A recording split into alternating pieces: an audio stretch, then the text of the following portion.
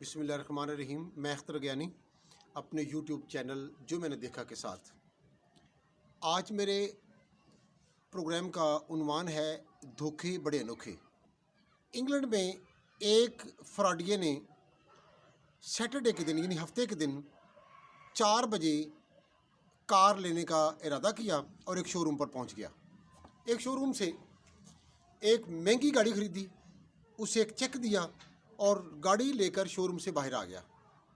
सामने वाले शोरूम पर वही गाड़ी बेचने के लिए दाखिल हो गया। पहले शोरूम वाला गाड़ी को देख रहा था। फ्रॉडिये ने गाड़ी सेल की नकदों में और पैसे लेकर बाहर आ गया। जिससे गाड़ी खरीदी थी चेक देकर उसने उसको रोक लिया और कहा कि आपने मेरे साथ फ्रॉड किया है, ये चेक बाउंस हो जाएगा, लिहाजा मैं आपको जाने नहीं दूंगा। मेरी गाड़ी आपने मेरी आंखों के सामने सेल कर दी है। उस फ्रॉडिये ने कहा, भाई मेरा मैटर सिर्फ ये है कि मैंने आपसे गाड़ी ली और उस गाड़ी के बदले मैंने आपको चेक दे दिया। चेक अगर पास नहीं होगा तो मैं मुल्ज़िम हूँ, इसके अलावा क्या बात है। लेकिन उसने कहा मैं ऐसे नहीं जाने दूंगा आपको। उसने पुलिस को बुला लिया, पुलिस ने आई, उसको पकड़ लिया, पुलिस केस बन गया और पुलिस ने उसे गिरफ्तार कर लिया, हवालात में बंद कर दिया। अगला दिन इतवार का था, अदालत बंद थी। सोमवार का दिन आ गया। सोमवार को वो जो पहला शोरूम वाला था उसने चेक लेकर थाने आ गया। लेकिन उस बंदे ने फिर कहा, फ्रॉडिये ने, चेक आपके पास है, आप इसको बैंक तो लेकर जाए ना। वो बैंक लेकर गया, चेक कैश हो गया। चेक कैश हो गया। पुलिस उसको लेकर कोर्ट में पहुंच गई। मुद्दई भी पेश हुआ, मुल्ज़िम भी पेश था। हाँ भी चेक का क्या मैटर है जी, चेक कैश हो गया है। अदालत ने उस आदमी को फ़ौरन रिहा कर दिया। उस फ्रॉडिये ने क्या किया, फ़ौरन उसके बाद उसी अदालत में हत्के इज़्ज़त का दावा कर दिया कि मैंने गाड़ी खरीदी, उसके वजह चेक दिया, चेक ड्यू डेट पर कैश हो गया, जबकि इससे पहले मुझे पुलिस हिरासत में रखा गया। मेरा एक दिन और एक रात, 2 रातें और 1 दिन मुझे हब्से बेजा में रखा गया, बगैर किसी जुर्म के रखा गया। लिहाजा मुझे इसका हर्जाना अदा किया जाए। और उसने $1 करोड़ का हर्जाना कर दिया।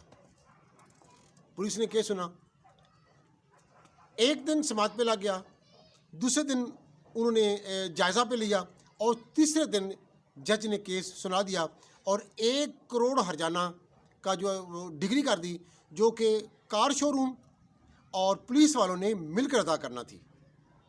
आपने देखा फ्रॉड उसने क्या किया कि हफ्ता की रात को उसने चेक देकर गाड़ी ले ली, वही गाड़ी सामने बेच दी। मतलब ये था कि हफ्ते दिन चेक कैश नहीं होगा, टाइम बैंक का ओवर हो चुका है। गाड़ी आगे सामने सेल कर दी कि ताकि पहले वाला जो शोरूम वाला है उसको तकलीफ पहुंची और वो मेरे गले पड़ जाए, पुलिस में जाए।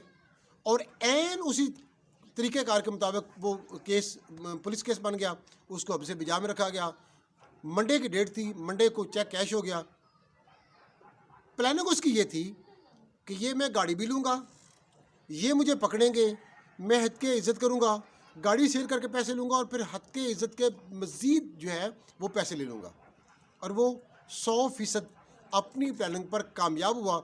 हद के इज़्ज़त का 1 करोड़ पाउंड भी उसने वसूल कर लिया, गाड़ी सेल करके वो भी रकम हासिल कर ली और वो आज़ाद भी फिर गया। फ्रॉड नंबर 2, एक औरत एक डॉक्टर के पास पहुंची। डॉक्टर साहब से कहा, डॉक्टर साहब मेरी अलहदगी में बात सुनिए।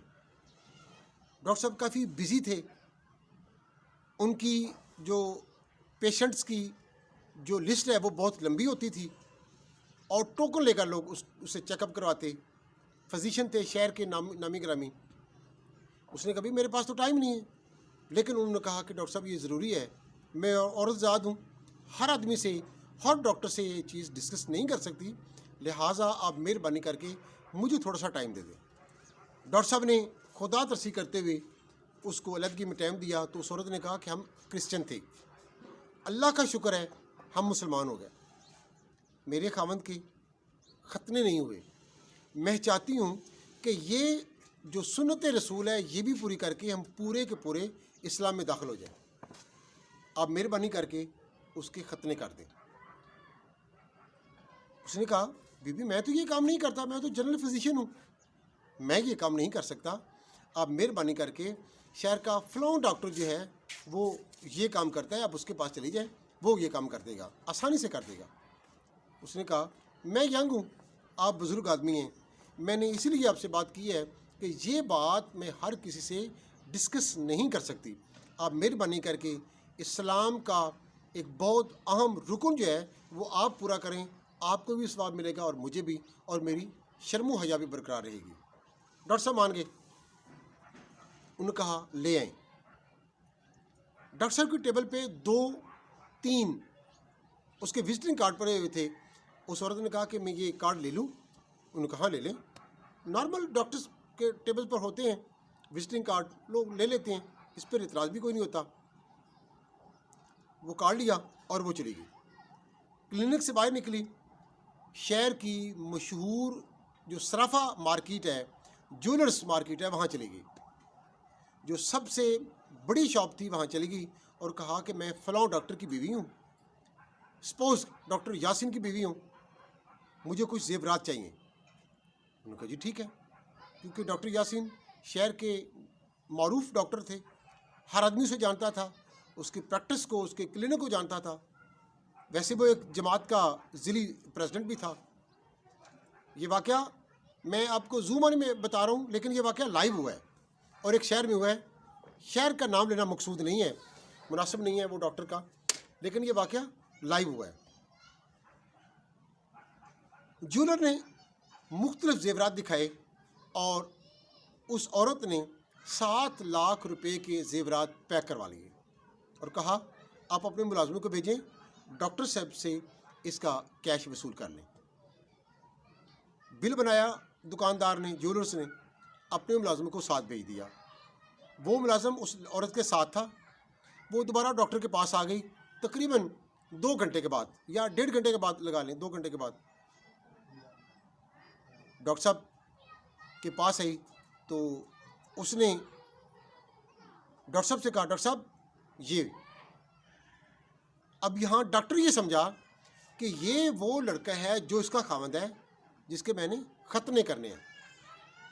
जबकि लड़का ये समझ रहा है कि डॉक्टर को उसकी बीवी ने यह बात बता दी है कि ये आदमी है जिसको जेवरात के पैसे देने हैं। औरत ने वो बिल डॉक्टर साहब को ऐसे दिखाया और वापस चली गई।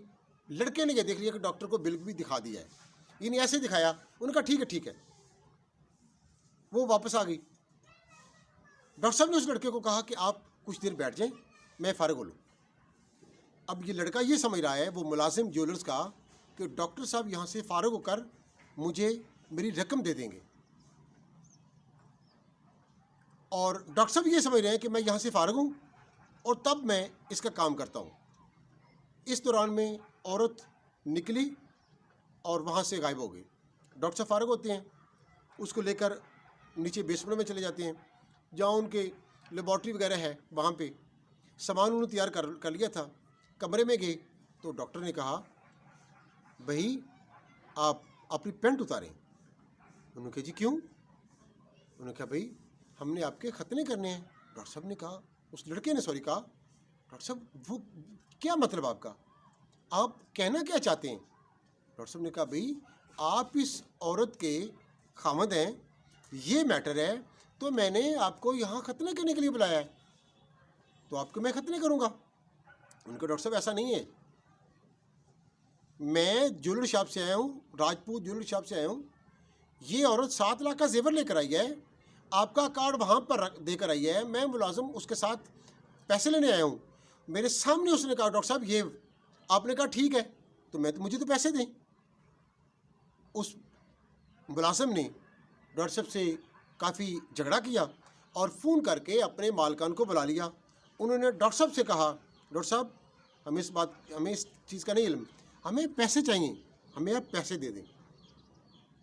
ये बात पुलिस स्टेशन तक पहुंच गई। पुलिस स्टेशन ने ये बात सुनी तो उन्होंने कहा कि नहीं, ये तो फ्रॉड हो गया।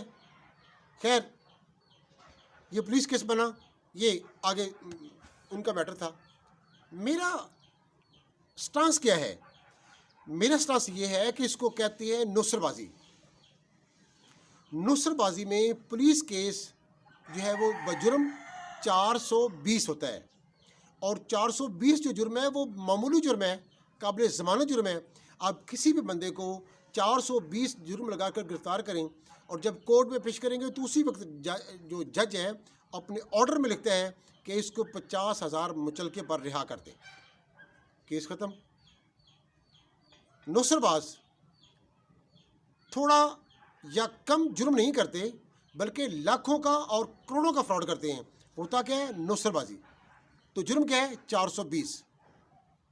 मेरे कहने का मतलब ये है कि जब इस पे जुर्म भी बहुत मामूली सा है, आप उसका कर भी कुछ नहीं सकते, तो वो लोग जो फ्रॉडिये होते हैं, इतना बड़ा जुर्म करते हैं, उनकी प्लानिंग देखें, उनका कॉन्फिडेंस देखें, उनकी एक्टिंग देखें और उनका कामयाब होकर निकल जाना ये देखें। और फिर देखें वो कैसे कैसे बड़े बड़े लोगों को, बड़े बड़े सरमायाकारों को, डॉक्टर्स को और मशहूर ज़माना लोगों को अपना निशाना बनाते हैं। तो मैं ये कहना चाहता हूँ कि क्यों ना इन लोगों को सज़ा देने के बजाय, पकड़ने के बजाय ऐसे लोगों को इकट्ठा किया जाए, इकट्ठा करके उनकी तरबियत की जाए और मुल्क के किसी बेटर डेवलपमेंट की तरफ लगाया जाए। सजाएं ना दी जाए, ऐसे लोगों को पकड़ा जाए। उनका ज़हन जो शार्पनेस है वो तो पहले ही आपको मालूम है, कितने बड़े ज़हीन तरीन लोग होते हैं। यानी वो किसी भी फ्रॉड करने से पहले अपनी प्लानिंग करते हैं, फिर इस पर ज़हनी तौर पर वर्क करते हैं। मैं कैसे जाऊंगा, मैं उसको क्या बताऊंगा, कैसे कॉन्फिडेंस करूंगा, कैसे करूंगा, तब जाकर वो कामयाब होते हैं। तो ये लोग इतने कॉन्फिडेंस के साथ ये बहुत बड़ा काम करते हैं, तो हम उनको सज़ा भी नहीं दे सकते। तो क्यों ना हम उनको बेहतर तरीके से मुल्क की तरफ लगाया जाए, उनको पकड़ा जाए, उनकी सलाह की जाए और मुल्क के जो बहुत बड़े काम हैं, जो जासूसी के काम हैं, जो बड़े खुफिया काम होते हैं, उनके पीछे लगाया जाए। जैसा कि बैरूनी दुनिया में होता है कि अपाहिज लोगों को, ऐसे लोगों को एजेंसियों ने हायर किया होता है, एजेंसियाँ उनको तनख्वाहें देती हैं और वो मुख्तलिफ़ जगहों पर जाकर हालात को मोनिटर करते हैं और वो अपनी एजेंसी को रिपोर्ट करते हैं कि ये काम ऐसे हो रहा है या ऐसे नहीं हो रहा। तो नाजरीन, हम न तो जुर्म को रोकते हैं, न ही जुर्म को रोक सकते हैं। तो क्यों ना हम जो ऐसे लोग, क्रिमिनल लोग हैं जो इतने बड़े ज़हीन होते हैं, उनको किसी काम पे लगाया जाए, ना कि वो लूटने पे लगे रहें और हम उनके पीछे ऐसे ही दौड़ते रहें, ना हम उनको संवार सकें और ना ही अपनी नस्ल को, अपनी कौम को उनसे महफूज कर सकें। नाजरीन, इसी तरह की दिलचस्प मालूमाती और इस्लाही प्रोग्राम्स आप तक पहुंचते रहेंगे। इस प्रोग्राम को सब्सक्राइब कीजिएगा और हमारे साथ रहिएगा। अब तक के लिए इतना ही। अस्सलाम वालेकुम।